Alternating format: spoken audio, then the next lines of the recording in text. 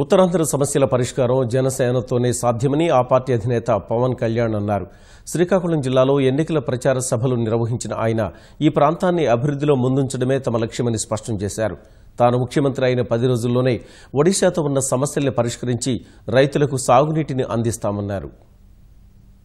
శ్రీకాకుళం జిల్లాలో జనసేన అధినేత పవన్ కళ్యాణ్ పర్యటించారు. మొదట పలాస నియోజకవర్గం కాశీబుగ్గకు వచ్చి బస్టాండ్ కూడలి వద్ద నిర్వహించిన ఎన్నికల ప్రచార సభలో పాల్గొన్నారు. స్థానిక సమస్యల పరిష్కారానికి జనసేన పెద్దపేట వేస్తుందని పవన్ హామీ ఇచ్చారు. జనసేన అధికారంలోకి రాగానే సాగు, తాగునీటి ప్రాజెక్టులు పూర్తి చేయడం, వైవిధ్య పంటలను గుర్తించి వాటికి ప్రత్యేక మండలాలను ఏర్పాటు చేస్తామన్నారు. మత్స్యకారులు ఎక్కువగా ఉన్న చోట జెట్టీలు నిర్మిస్తామన్నారు. శ్రీకాకుళం జిల్లాకు సాగునీటిని అందించడం కోసం ఒడిశాతో ఉన్న సమస్యలు పరిష్కరిస్తారని పవన్ హామీ ఇచ్చారు.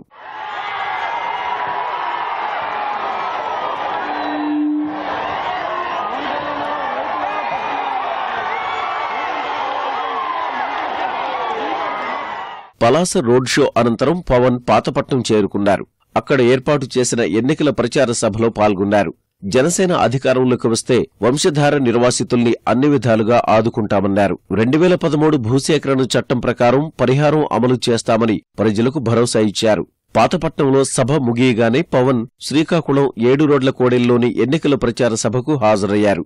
రాష్ట్ర భవిష్యత్తు మార్చేందుకే వచ్చానని, కొత్త తరం రాజకీయాల్లోకి రావాలని పవన్ పిలుపునిచ్చారు. శ్రీకాకుళం కార్పొరేషన్ అని చెప్పారు.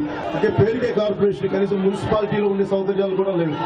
నాగావళి నదిలోకి అడ్డదిడ్డంగా డ్రైనేజ్ నాగావళిలో కలిపేస్తున్నారు. సగటు పార్లమెంట్ వెళ్ళడం అంటే బిజినెస్లు పెంచుకోవడానికి, ఆ క్యాంటీన్లోకి వచ్చే పరిచయాలు పెంచుకోవడానికి తప్ప నిజానికి ఉత్తరాంధ్ర వెనకబాటుతనానికి మాట్లాడాలి అన్న ఏమాత్రం ఇంగిత జ్ఞానం ఏ ఒక్కరికి లేదు. నేను జనసేన ప్రభుత్వం రాగానే ముఖ్యంగా కిడ్నీ బాధితులందరికీ 5,000 రూపాయల పెన్షన్ ఇచ్చిస్తాం. అలాగే ఏకైక సమస్యల్లో ఫ్లోరైడ్ సమస్య ఉందో దానిని మంచినీటి సరఫరా బాధ్యత తీసుకుంటాం.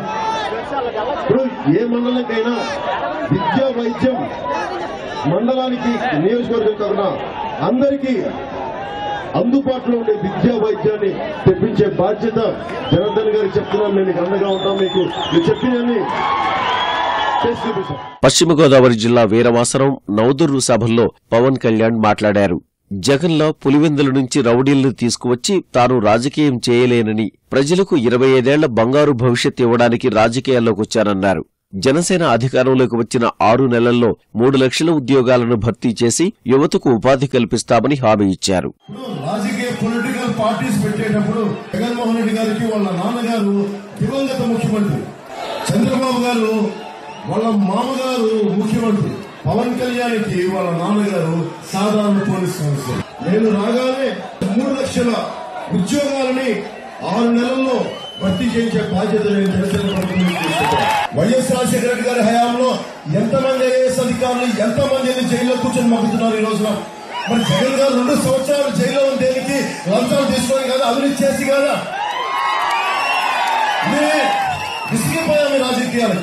సమాజంలో మంచితనం బతికుంది, స్వార్థం లేకుండా ఇంకా మనుషులు సమాజానికి సేవ చేయడానికి ఇంకా బతికున్నారని చెప్పడానికి జనసేన పార్టీ. చుట్టూ గోదావరి ఉన్నా ఈ ప్రాంతంలో తాగడానికి నీరు లేని పరిస్థితి నెలకొందని పవన్ ఆవేదన వ్యక్తం చేశారు.